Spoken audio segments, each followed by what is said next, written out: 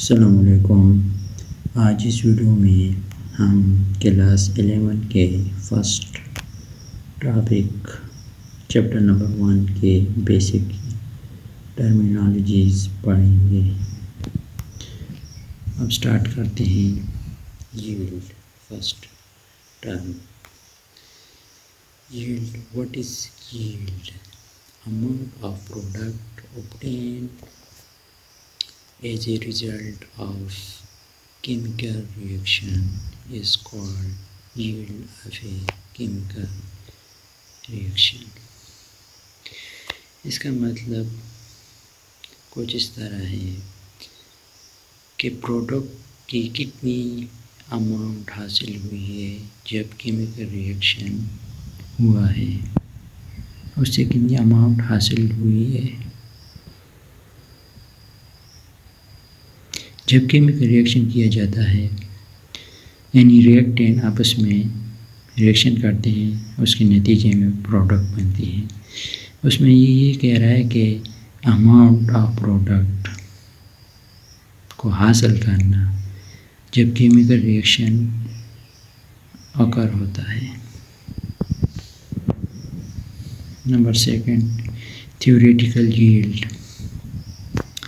इसकी definition, the amount of product obtained from the balanced chemical equation is called theoretical yield।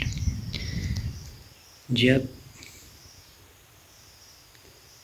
Chemical equation को balance किया जाता है, उसके बाद उससे जो अमाउंट यानी प्रोडक्ट हासिल होती है वो थियोरेटिकल यील्ड कहलाती है। नंबर से third point, term actual yield. The amount of products obtained experimentally during chemical reaction is called actual yield। Actual yield का क्या मतलब? अमाउंट ऑफ प्रोडक्ट जब एक्सपेरिमेंट किया जाता है केमिकल रिएक्शन के दौरान, जो एक्सपेरिमेंटली यानी एक्सपेरिमेंट के दौरान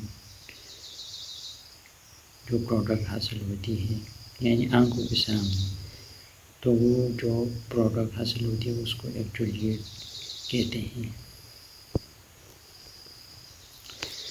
नंबर 4 पॉइंट, परसेंटेज यील्ड। इस definition, it is the ratio between actual and theoretical yield multiplied by 100। ये रेशो होती है किसके दरमियान? एक्चुअल एंड थियोरेटिकल यील्ड के दरमियान रेशो होती है और मल्टीप्लाई करती है 100 से। परसेंट मतलब 100। इसका फार्मूला होता है percentage yield is equal to actual yield divided by theoretical yield multiplied by some 100। इसी के साथ यहाँ की वीडियो एंड होती है।